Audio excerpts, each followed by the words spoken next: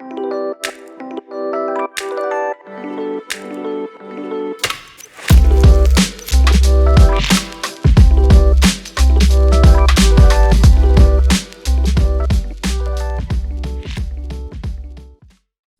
right. Hello, everyone. I'm Sarah Moon, she, her pronouns, a modern classroom mentor and elementary instructional coach and interventionist in Durham, North Carolina. And I am Monty. I am back this month. I teach middle school science and I live in Atlanta, Georgia, and I am also a modern classrooms mentor in Facebook. We are so excited to be in this space with all of you. As a reminder, Tony Rose is no longer bringing her wonderfulness to this Facebook show, but you can catch her every Sunday on the Modern Classrooms Project podcast, wherever you get your podcasts. Tavia will be back on the show after a short break. Before we dive into our topic today, which is a really exciting one, I might add, we just want to make sure we give a shout out to all of our new implementers. We love seeing the journey. We love seeing the engagement in the Facebook group. We appreciate all of your questions and your willingness to share your resources. For those of you that are new to our Facebook group, we do celebrate 2 members every week, and those people get a sticker. And then at the end of every month, we shout out a member of the month who gets a free t-shirt. We choose these people because of their engagement, or, you know, they have thought-provoking posts, they share resources, etc. So thank you to everyone who is in our group and being great, and just keep on contributing. Sarah, let's move on to our topic of the month, which is lesson classification. Yes. All right. So with lesson classification, we're really thinking about the idea of how can we ensure differentiation and flexibility within a self-paced classroom. So again, the Modern Classrooms Project, we have those 3 tenets, right, of blended instruction, self-paced structure, and mastery-based grading. And this goes back to that self-paced structure. Just like the podcast, all of our Facebook shows this season are really focusing on self-paced structure and how can we make it work for both educators and our students. So with lesson classifications, they kind of go up a hierarchy. So we have our must-dos that are at the base, and then we have our should-dos, and then we have our aspire-to-dos. And although Modern Classroom does utilize these terms, our implementers have come up with some really cool other variations of this. So some of them are maybe like mild, medium, and spicy, or maybe you want to say must, may, and grow, or maybe that bottom level is required, expected, and then desired. Start your engines, rev it up, full speed ahead. That's Tavia's.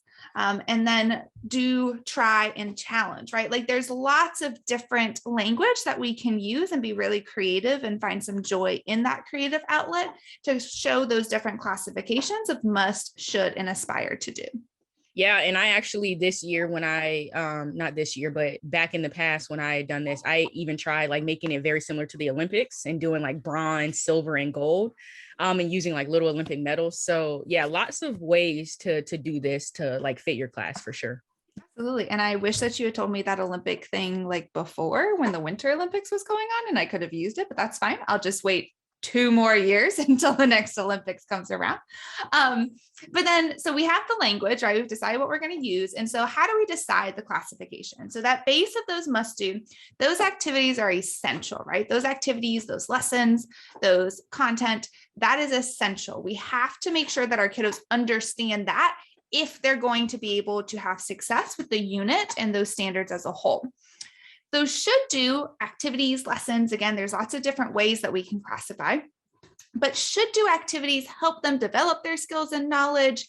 It's going to be great if they do that, but if they don't, it's okay, right? Some educators choose to do, maybe this is building more background knowledge. Maybe this is extending a little bit. Maybe this is giving them more practice, right? Again, it's stuff that they should do. It would be great if they do it. That's what I always tell my kiddos. But if life gets in the way and we're not able to, that's okay.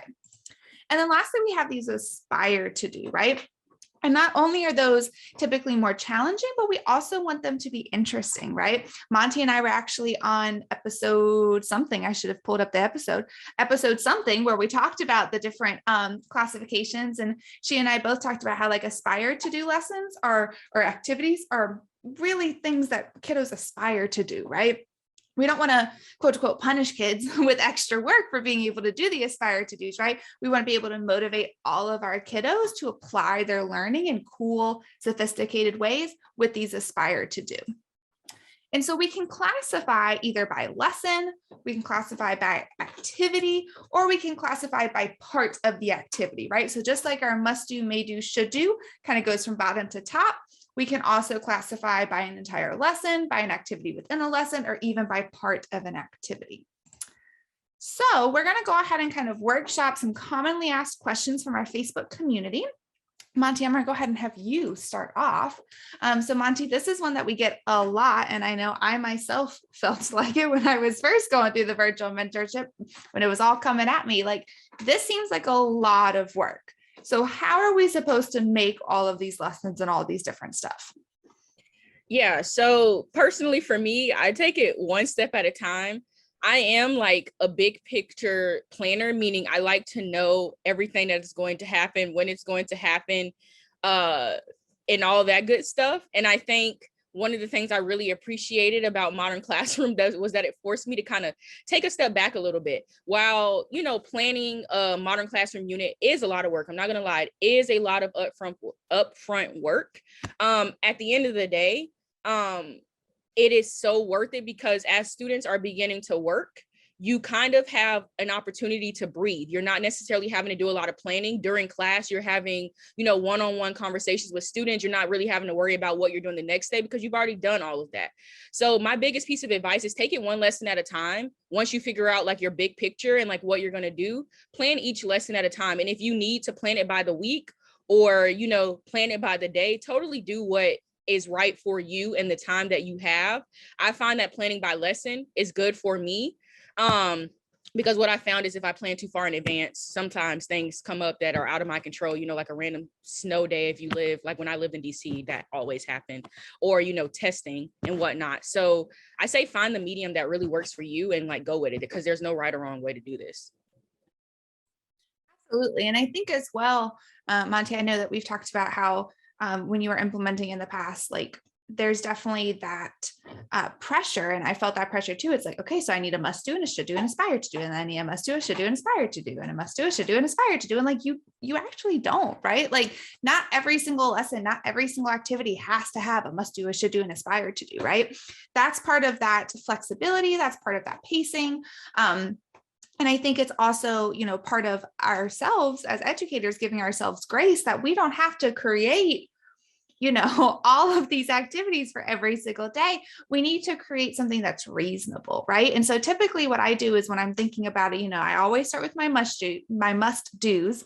And then I think about what would be strategic and intentional places for should do's, right? If this lesson is just like a straight up, that is what it is, maybe it doesn't have a should do, and that's okay. And same with aspire to do's too. Lately, I've been trying to make more like aspire to do projects that kiddos can kind of work on throughout a unit. So like when I did perimeter and area, one of the projects was the kiddos could design their dream apartment and they had 1,000 square feet, which they all thought was like so super cool. And I was like, okay, like maybe Miss Moon's just really bougie because I would want more than 1,000 square feet, but that's a nice round number for us. But that was an aspire to do project that they could do throughout the unit, right? I wasn't having to make an aspire to do for lesson 1, aspire to do to 2, aspire to do 3. Just like, hey, you're on pace, you're ahead of pace, you can go ahead and do that aspire to do. Same with my when I make teacher facing adult learner units, right? Like not everything has to have a should do and aspire to do. I can more think about where would it make sense with it? And then I think it also helps to make sure that it's not overwhelming for kiddos, right? Like Monty, I would love to hear how your kiddos in the past have taken to the lesson classifications. I know when I first introduced them, my kiddos didn't quite understand that not everything was a must do because their past schooling had conditioned them to really feel like they had to do everything. And so the lesson classifications were a source of honestly of just like relief for them because it was easier for them to really focus on what they knew that they had to do, what they must do. Yeah, and I know too, like we have a lot of science educators in the group, and not saying science is the best, but it is. But no, I know one of the most commonly, ways that science teachers organize lessons, at least if you live in the state of Florida, where I got my education degree, is they teach you the 5E, which stands for like the engage, explore, explain, elaborate, evaluate. So when I'm planning my lessons, I actually plan everything traditionally first. And then I'm like, okay, how can I flip this to, be modern classroom? And so I like to have each lesson to still have those components. So, back when I was doing this, I tried to make sure that I had the 5 E's in every lesson that I did. And that honestly made it super easy for me to get those aspire to do's and those should do's, because, your engage can be a required activity, or it actually doesn't really need to be. Your explain almost always a must do. Whereas, your elaborate, it's an extension. So it automatically became my aspire to do activity. So I think, I know a lot of people come into the Facebook group and they're like, well, how do I do this? Don't take away all the tips and tricks that you know from planning traditionally. Plan it traditionally, then put the modern classroom spin on it. It's honestly just that simple.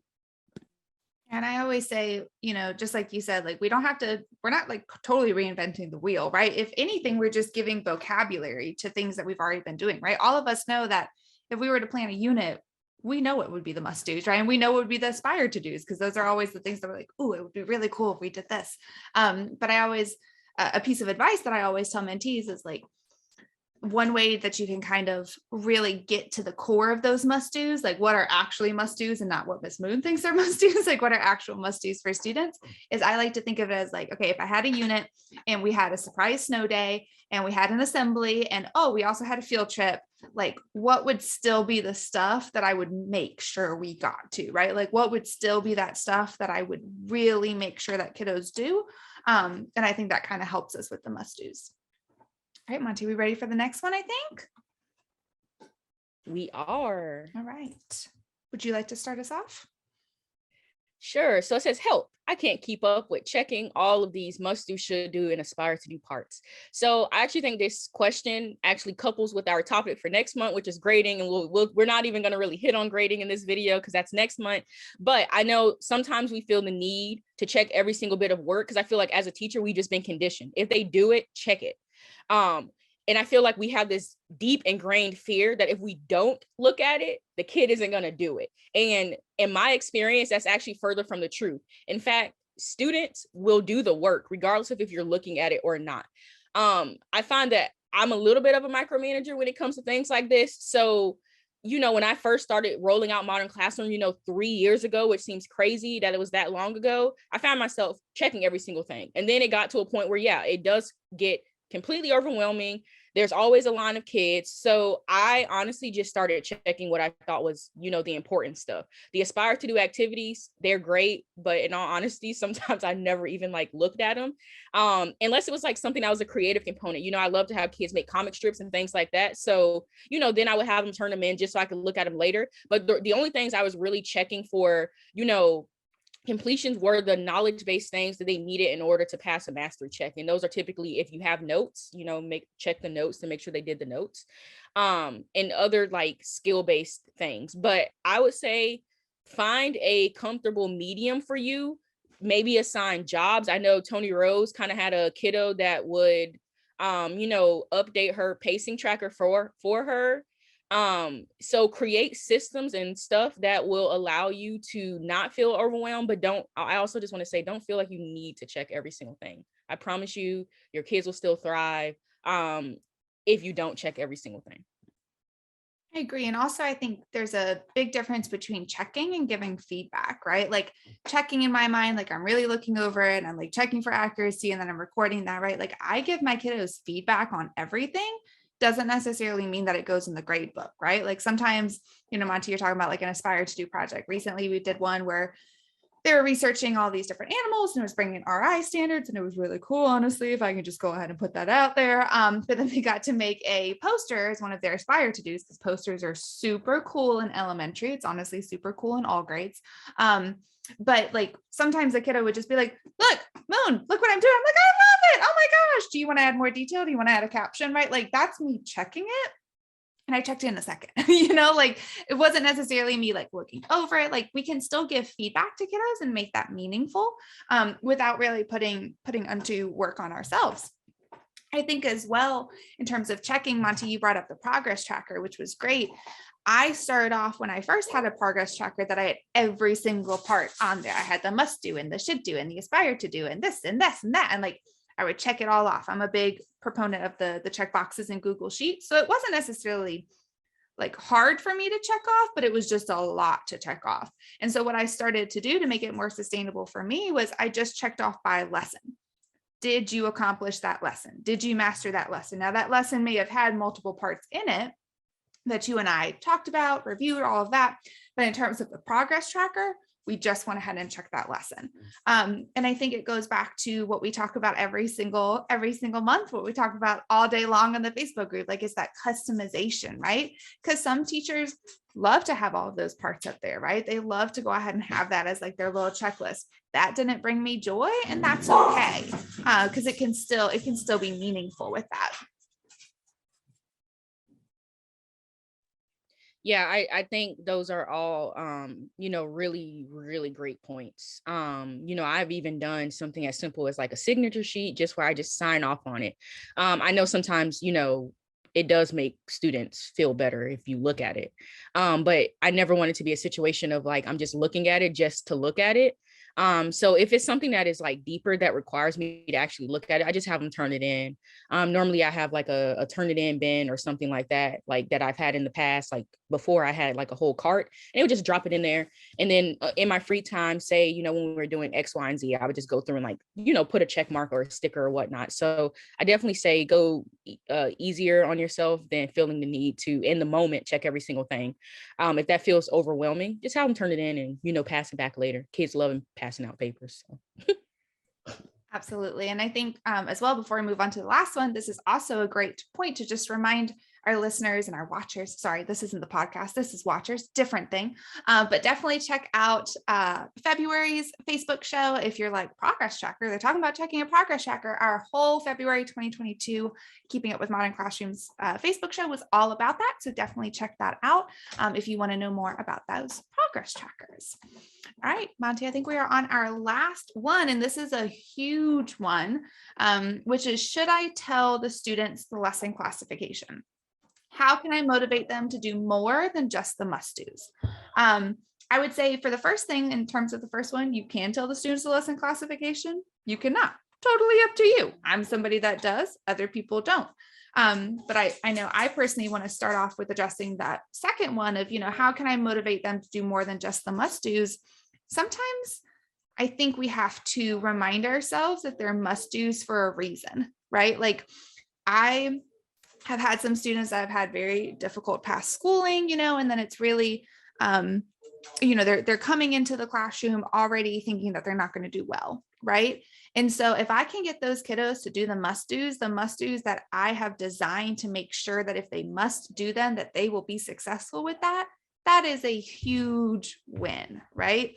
And I think that goes back to, because we can talk about motivation all day long, but that's the beauty of the must-dos, right? That even if you have a kiddo that they only get to the must-dos because of pacing, that's okay, because they're getting that instruction that they need. Yeah, I know. And again, I think this goes back to this like deep ingrained thing that they like, push into us as educators, where they say, if it's created, kids have to do it. And I think that's one of the first things that I needed to take a step back from, to like reflect on a little bit when I, started Modern Classroom a few years ago, is that I just needed to realize that it is totally okay if a kiddo doesn't do all of the work.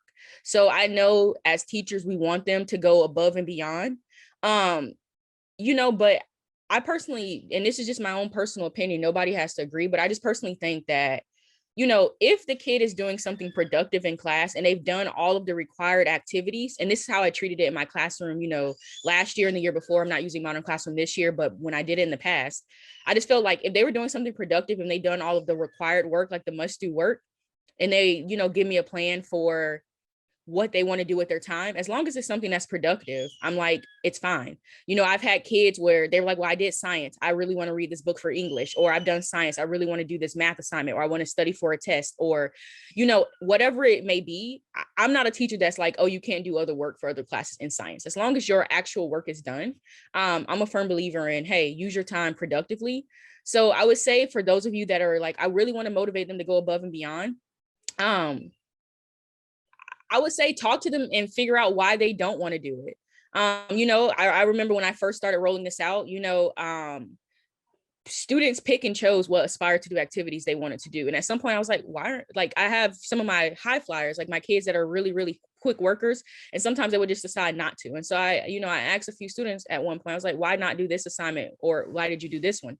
And, it really rolled down to like the authenticness of the assignment. They felt like some assignments were, better or more real. And they gave me really good feedback of like, this is honestly like busy work, Miss Woodard. And I was like, you know what, kind of is busy work. So I think too, if you're finding that kids just aren't doing it, talk to them and ask them why. Sometimes it's simply a fact if they want to use their time to do something differently, but other times it honestly is, the assignment's boring or it's not a good assignment. And it took me hearing kids say that to be like, oh, okay, all right. And it hurt, because like I was really excited about this, and to hear a kid tell you it actually kind of sucks, Miss Woodard, it hurts. But I think it also makes me a better educator. So I think it goes deeper than motivating. Talk to your kids and just figure out why they don't want to do it. And I think that gives you a lot of information. And I think as well, and Monty, you and I talked about it when we did the podcast episode, like, honestly, it's so motivating for kiddos to know what the must-dos are. Again, like those kiddos that have really experienced a lot of school difficulties, a lot of academic difficulties. Like it can be really empowering to know, like, I can focus on this. And like, there's other stuff, but like, if I focus on this, I'm going to be successful, right? It's like, it's lessening the load, even though it's not lessening the load because they're still learning everything that they need to learn. And I think as well, like, other than those kiddos again, that like them just doing the must-dos were like a huge win for them. None of my kids really needed to be motivated to do the should do and aspire to do's, but more like they were just kind of picking and choosing it. And I think that's such an incredible skill that they had. Cause I mean, I have kiddos too that be like, I don't need to do that. Like it's not a should do for me. Like I'm ready for the mastery check. I'm going to master. I'm like, awesome, great.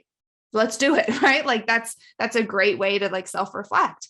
And I think as well with the, telling the students the lesson classification, if you really are stressing that kiddos, need to do more, maybe you don't tell them the lesson classification, right? We have some implementers that they kind of have everything as a quote must do. And then they kind of just tell kiddos as they go based on pacing, like, okay, this one's going to be a should do for you, right? Or this one's going to do an aspire to do.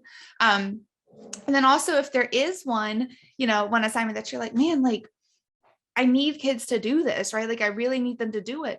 Make it a must do, right? Like make it a must do. And then that way they will, right? Like I think we have that power of doing of motivation in that way with that language. Like I would sometimes make an aspire to do lesson that really wasn't an aspire to do lesson, which I believe some people call lying, but I called it motivating for my students, because then I'd be like, you know what, like Monty, I know you don't typically do aspire to do's, but like, I really think you should do this one. And Monty would do it and Monty would rock it. And she'd be like, oh my God, I didn't aspire to do it. I'm like, you did. No, was it? No, it was not. Like, we kind of did it. But like, again, like that language is so powerful and we can motivate kiddos through that language because it allows kiddos to really focus on what they're doing and set up those goals for themselves. And I've actually done it both ways, especially that first year when I rolled it out. I flip-flop when I told them and when I didn't. And I'm a firm believer in like natural consequences. And so I really think that it's important to like talk to students about things. So, when I first started rolling out Modern Classroom, I attached the terminology, should do, must do, aspire to do, and it created some very interesting conversation in that kids are like, it's just a should do. I don't have to do it. But then they thought that they were going to spend their time playing games on their computer. And I'm like, that's not what we're going to do. So it opened up some really interesting conversations. And so in response to some of those conversations we had in our first unit of like, oh, it's just an aspire to do, I don't have to do it kind of thing, I totally stripped away the names in my unit 2. And the kids definitely noticed, and it created the conversation of, hey, let's talk about why Miss Woodard might have gotten rid of the terminology here. And kids are very mature and they know exactly what it is. They're like, oh, it's because we kept saying, oh, we don't have to do X, Y, Z. I was like, great, I'm glad that we know this. But then in unit 3, I brought them back. And so I think it honestly can go either way. I see pros and cons to both. you know, when I didn't have them, I thought one of the really cool things about it was, yeah, it's a really on the fly differentiation, and nobody actually has to know about the differentiation. You can tell the kids, hey, you're a little bit behind. Let's just skip these 2 activities and move on. And sometimes the kids are like, why do I have to skip it? I need to do everything. You know, like, no, it's okay. You know, so I definitely see pros and cons to both. I would say do what feels best for you. And know that there's no right or wrong way to do it. Absolutely. And I think that, you know, that brings us home to that word that we bring up so much, customization, right? It's all about that customization and really making it work for you and for your kiddos. All right, Monty, we've had quite a bit of great conversation.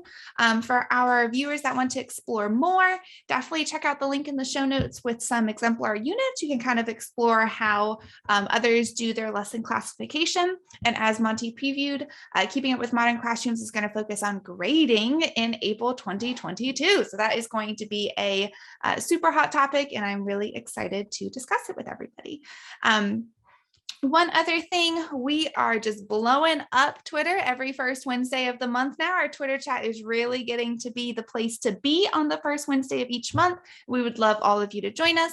There's going to be a Twitter chat the first Wednesday of every single month at 7 p.m. Eastern. If you have questions, you want resources, widen your network, etc., definitely come and join in with us. It's always so great to see people's usernames pop up and being able to learn from one another. All right, friends, so that is a wrap. We are so grateful for being in the space with you guys and for y'all joining us today. We appreciate all that you do for your students and their families, and we appreciate you. And change the world one lesson at a time. We'll see y'all later.